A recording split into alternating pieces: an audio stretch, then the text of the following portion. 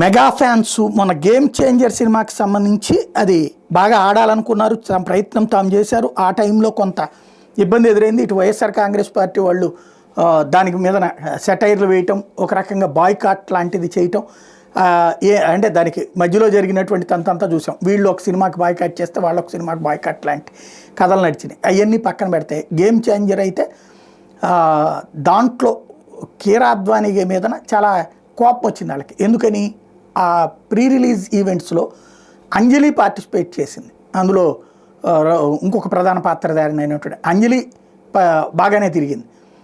అదే సందర్భంలో మిగతా యాక్టర్లు స్వయంగా రామ్ చరణ్ కూడా తిరిగాడు, పవన్ కళ్యాణ్ స్వయంగా దగ్గరుండి ప్రచారం చేశారు. కానీ కీరా అద్వానీ చేయలేదు. తాజాగా బయటకు వచ్చిన విషయం ఏంటంటే అమ్మాయి గర్భవతి అన్నటువంటి విషయం.